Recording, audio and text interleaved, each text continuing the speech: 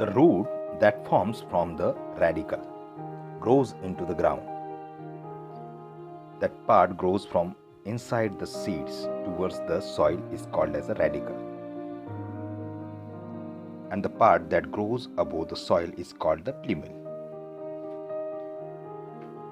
सूर्याच्या दिशेने प्ल्युमेल वाढतो आणि गुरुत्वाकर्षण असलेल्या भागाकडे रॅडिकल वाढतं आणि तिथूनच आपल्याला मूळ हे मिळत असतं. तर या भागामध्ये आपल्याला खास करून आपण ज्याला बीजांकुरण असं म्हणतो, त्यानंतर तिथून रूट्स आणि वनस्पतीचा वाढीला सुरुवात होत असते.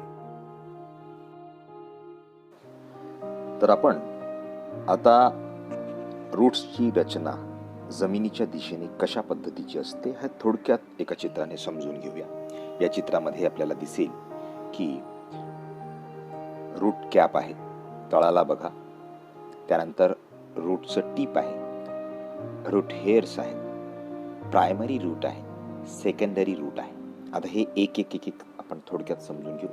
रूट कॅप काय करतं?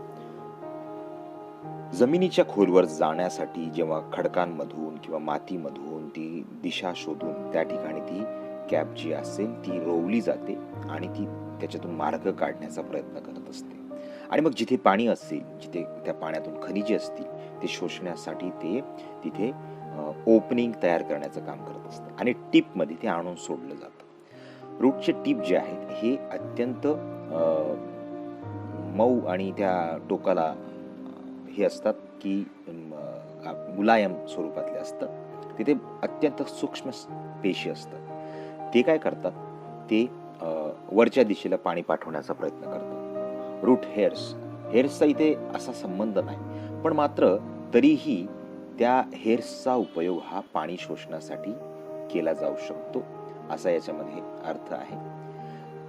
म्हणून ते हेअर्स हे उगवत असतात. आजूबाजूचं थोडक्यातलं जे जमिनीच्या भोवती जे असणारं ते काय खूप काय ड्रिलिंग करत नाही, पण मात्र जमिनीत ते मार्ग काढत असतात. जसं जसं दिशा असेल त्यांना जिथे पाणी मिळेल त्या दिशेला ते जाण्यासाठी आणि तिथलं अवतीभोवतीचं पाणी घेण्यासाठी हे रूट्स हेल्प करतात. प्रायमरी रूट्स असेल तर ते सुद्धा हळूहळू हे रूट्स हेअर्सची वाढ होऊन त्याचं प्रायमरी रूट्समध्ये रूपांतर होऊन जातं. प्रायमरी रूट्स स्ट्रॉंग झाले की ते सेकंडरी रूट्समध्ये तयार होतात आणि हे सगळे जे मिळून आजूबाजू अवतीभोवती असणारं जे पाणी असेल ते पाणी शोषण्याचा हे प्रयत्न करत असतात. हे जे चित्र जे आहे हे टॅप रूटचं एक चित्र आहे. आता टॅप रूट असं का म्हणावं? तर रूट्सचे आपल्याला दोन प्रकार रूट्सचे दोन प्रकार कसे तर ते आपण आता बघूया. तर टॅप रूट आणि दुसरं आहे फायबरस रूट. लक्षात घेण्यासाठी मी थोडंसं डायग्रामॅटिक काढलेलं आहे.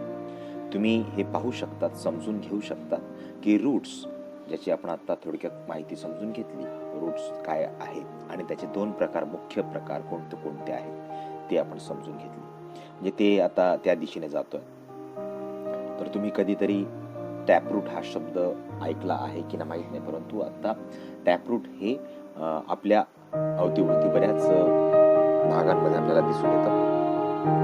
आणि दुसरं जे आहे फायबरस म्हणजे त्याला तंतुमुळे असं म्हणतात आणि याला मराठीमध्ये सोटमुळ असं म्हणतात. सोटमुळाचं आपल्याला जर पिक्चर जर बघायचं असेल तर आपल्याला पाहता येईल.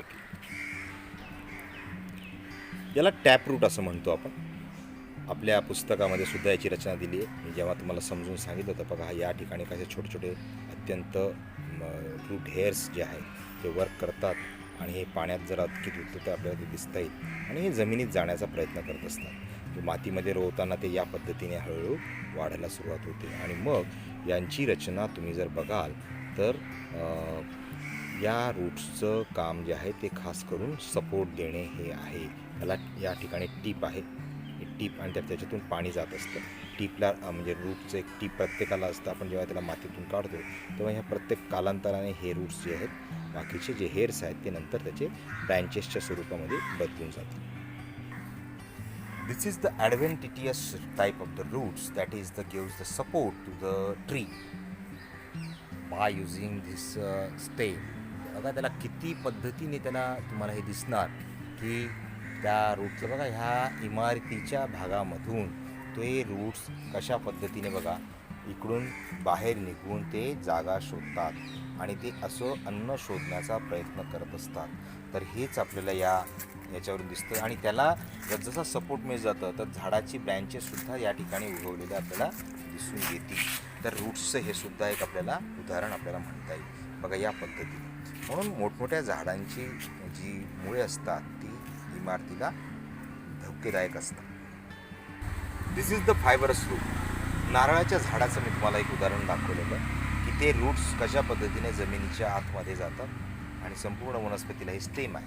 नारळाचं जे एक झाडाचं स्टेम आहे आणि या स्टेममध्ये तुम्हाला त्याच्यात कशा पद्धतीने ते स्टेम्स जे असतील ते अन्न शोधण्याचा प्रयत्न करतात. That is the roots called as a fibrous route.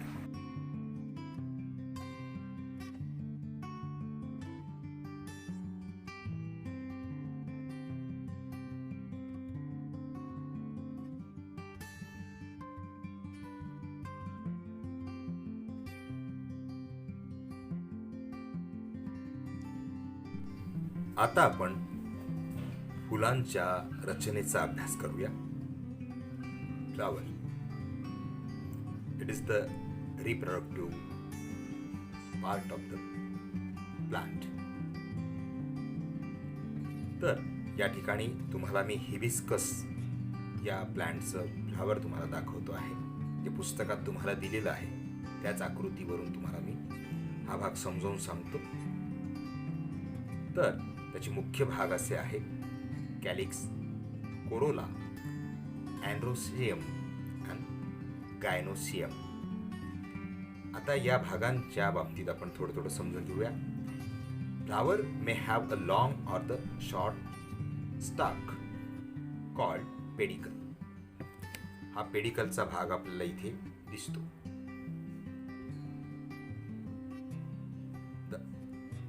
One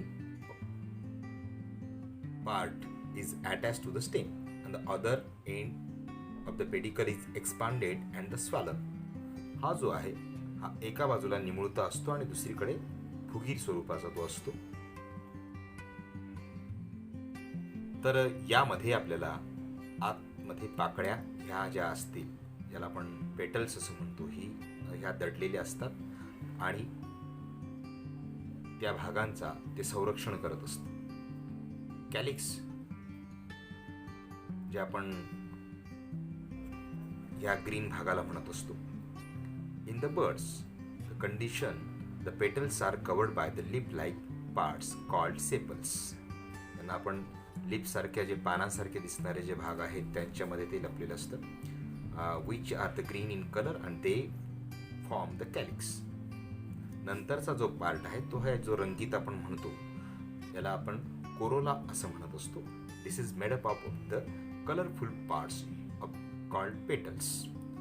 त्याचा तो कोरोला जो पार्ट आहे, कॅलिक्स नंतर दुसरा येतो कोरोला. कोरोला म्हणजे पाकळ्यांचा तो भागाला आपण कोरोला असं म्हणतो. म्हणजे गुलाबाची वेगळी असणार, जास्वंदाची वेगळी असणार, सदाफुलीची वेगळी असणार. प्रत्येकाचा रंग हा या कोरोला मध्ये असतो.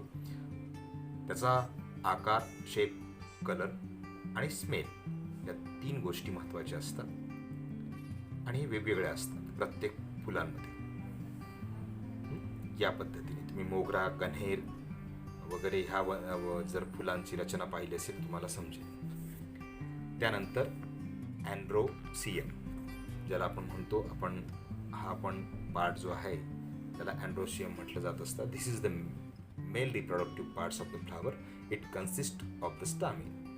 Each stamen is made up of the anther and the filament. आणि नंतर शेवटचा जो आहे तो म्हणजे गायनोसियम. अँड्रोसियम हा मेल रिप्रोडक्टिव्ह पार्ट आहे आणि gynoecium this is the female reproductive part of the flower. This is made up of the carpel. Carpel consist of the stigma, style आणि ओव्हरी. तर आपल्याला या नंतरच्या आकृतीमध्ये आपल्याला क्लिअर दिसतं की कशा पद्धतीने तुम्ही त्या भागांना आपण ओळखू शकतो. बघा, हा जो इथे असेल त्याला स्टाईल, स्टिग्मा, याला कोरोला असं म्हणतात. अँथर्स आणि फिलामेंट्स की त्याच्याद्वारे ते जोडलेले आहेत. इथे परागकण असतात. परागकणांनी इथे परागकण जाऊन आतमध्ये ते परागकण जाऊन हे आतून ह्या नलिकेद्वारे ते जातात. त्याला आपण याच्यामध्ये तो फिमेल रिप्रोडक्टिव्ह सिस्टिग्माचा जो भाग आहे तो ओव्हरीपर्यंत जातो. हा पिवळसर भाग जो दिसतोय हा ओव्हरी म्हणजे त्याला अंडाशय आपण असं म्हणत असतो.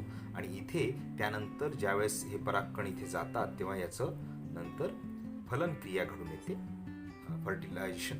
आणि फर्टिलायझेशन क्रिया ही जी आहे ही आफ्टर मॅच्युरिटी होत असते. फुलाचा एक दिवसाचा काळ असू शकतो मॅच्युरिटीचा, किंवा 2 दिवसाचा किंवा जास्त दिवसाचा असू शकतो. आणि त्यानुसार त्यांच्यामध्ये ती प्रोसेस घडून येते. आणि ही process the maturity anther burst and the pollen grains which are release fall on the stigma. जे मी आत्ताच तुम्हाला सांगितलं की या पद्धतीने या स्टिग्मावर ते जाऊन पडतात आणि ते एग सेल्स असतात ते डेव्हलप होत असतात. Ovary gets fertilise ovules form the seeds and the ovary develop into the fruits. आणि मग त्यानंतर त्याचे रूपांतर जे आहे ते फ्रुट्समध्ये झाल्याचं दिसून येतं. आता आपण प्लॅन्टच्या एका महत्त्वाच्या पार्टकडे जाऊया. फ्रुट्स ज्याला म्हणतो आपण, फळे यातून बिया आपल्याला मिळत असतात. फ्लावरचं रूपांतर फ्रुट्समध्ये होत असतं. तर आता तुमच्यासमोर काही फ्रुट्सचे नमुने तुमच्यासमोर मी ठेवलेले आहेत, ते बघा. तर त्यांचे आकार बघा. Each type of the fruits has its own characteristics. There are the variations in their shapes, color, taste. अशा अनेक फ्लावरच्या ज्या रंगामध्ये जसा फरक असतो तसा फ्रुट्सच्या चवीमध्ये, रंगामध्ये, शिवाय त्यांच्या काही स्किन आणि शेल्समध्ये सुद्धा फरक असतो. त्यांच्या फ्लेशी पार्ट्स आणि सीड्ससुद्धा वेगवेगळे असतात. तर आपण ह्या गोष्टीचा विचार केला पाहिजे.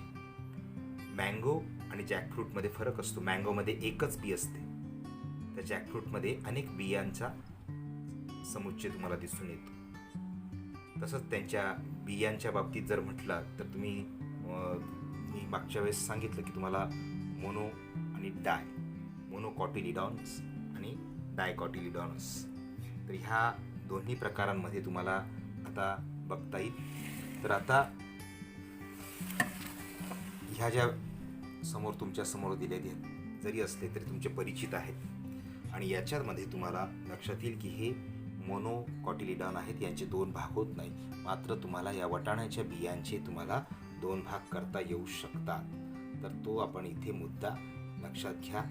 आणि याला आपण आता म्हणतो बघा, याचे 2 भाग केले म्हणजे हे डायकॉटिलिडॉन आहे. पण मात्र गव्हाचे होऊ शकत नाही, तांदळाचे होऊ शकत नाही, बाजरीचे दाण्यांचे होऊ शकत नाही, याचे होऊ शकतात, हरभऱ्याचे होऊ शकतात. तर असे हे दोन्ही प्रकार जे आहेत हे आपण आता इथे पाहिलेले आहेत. पुस्तकात सुद्धा एक चित्र तुम्हाला दिलं आहे, various fruits and the seeds, त्यांच्यात सुद्धा तुम्ही अभ्यास करू शकतात. तर याच्या प्रश्नांची उत्तरं तुम्ही नक्की लिहा. धन्यवाद.